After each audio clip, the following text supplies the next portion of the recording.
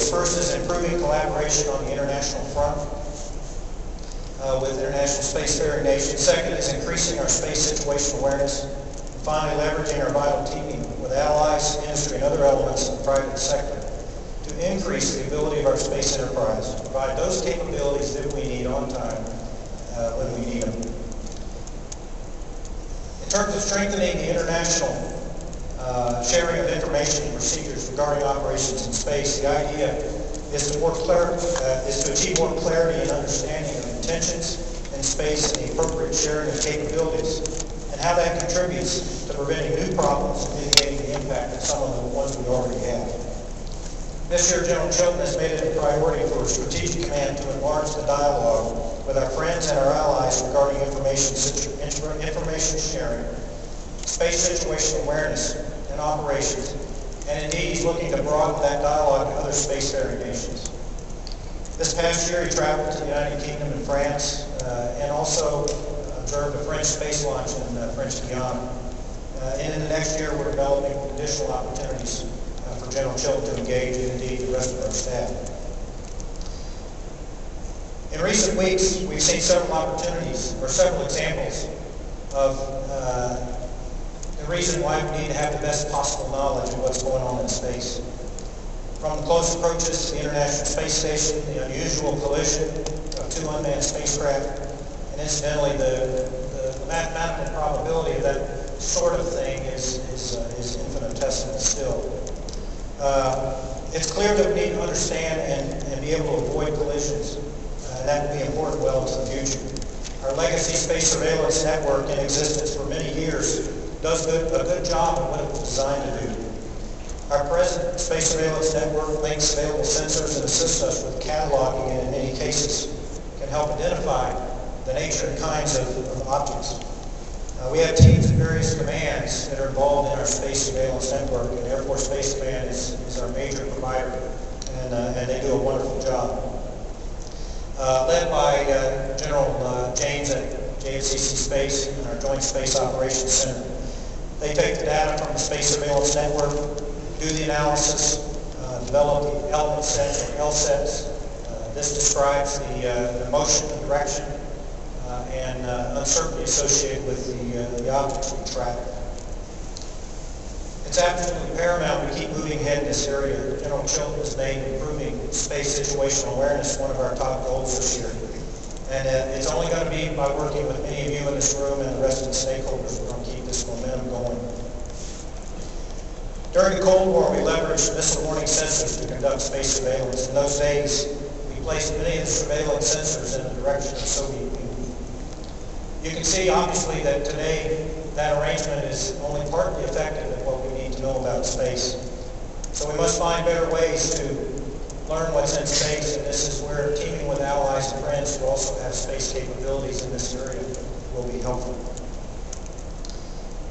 In view of the advance of technology and processing, we're advocating for additional enhancements in space surveillance capabilities, coverage capacity, and accuracy.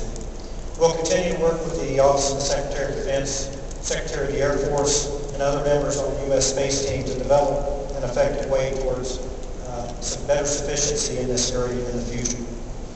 With the cost of space development and exploration continuing to increase, in an economic environment of challenge, it's even more important that we work together collaboratively and compare cooperatively to have the most effective capabilities for the nation. The teamwork between all of our national security stakeholders, including Strategic Command, the Air Force, other government agencies with space missions, space industry, commercial, and international partners will be even more important in the future. The Department of Defense periodically conducts what we call war games, and the purpose of these war games are to examine concepts and potential futures where we can test some of our operations, look at what we're procuring out in the future, and gain insights on those. Last month I had the chance to participate in Air Force Space Command's Shriever 5 war game, which was focused pretty far out in the future, but it was examining an ability of the nation to degrade our space capabilities and how we might work our way through it. There were about 300, 350 of our closest friends there. A joint certainly a joint audience. And we examined, and if General Kaler discussed this in his remarks, I'll ask your forgiveness, but to my mind, this was a pretty singular event for us, and will help us form our insights for the next couple of years. So what did we learn? Well, I'll give you a couple of insights.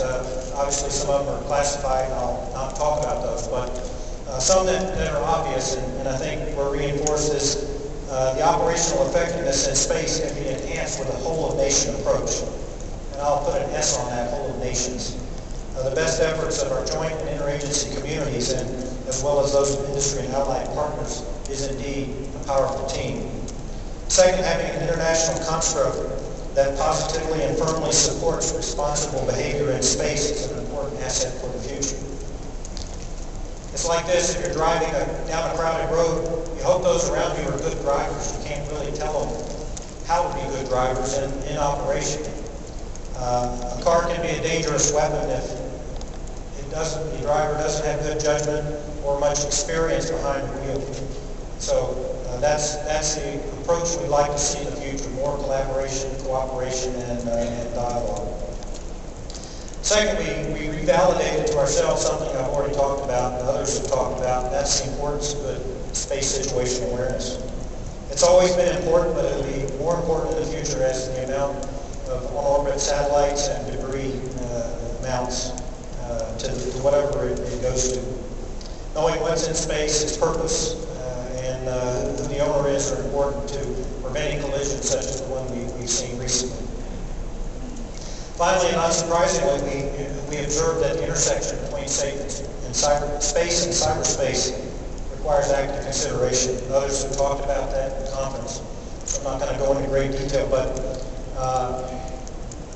many of our networks go through space, as well as other transports, timing signals to synchronize networks, and so it's clear that both of these global domains are intertwined, and we need to explore that carefully in terms of command and control, responsibilities, coalition, and clearly identifying who has what authorities, and making sure that they're best employed to accomplish the missions. In addition to knowing what's going on in space, we must also improve our ability to get systems into space. One of General Chilton's recent themes is this concept of operating on the edge, where we depend on precision in acquisition, development, production, and launching, and then no failures to prevent us from having a gap if one of our vital systems reaches end of life. It's one of our important challenges of today that we appear to be all too reactive in planning and programming. We need to move toward a more robust capability management process, one that postures ourselves from being more than one failure away from an unacceptable degradation of capability to enough to have some confidence in what we're seeing. The solid partnership that will solve this problem is ones that develop requirements such as strategic command and the other combatant commanders, the space providers, including the intelligence community, our Air Force, other government agencies such as NASA, industry, and commercial. So you can get an idea of the scope of the involvement here. And I know I'm not saying anything that's new to you. Solid shared estimates of risk. I also appreciated the comments this morning about stepping out smartly, being bold, but in the procurement business and with our leadership in Congress, solid shared estimates of risk between government and industry, solid mechanisms of government oversight, sharing the perspective, I think will build confidence in both our leaders in the department and in our leaders over in Congress.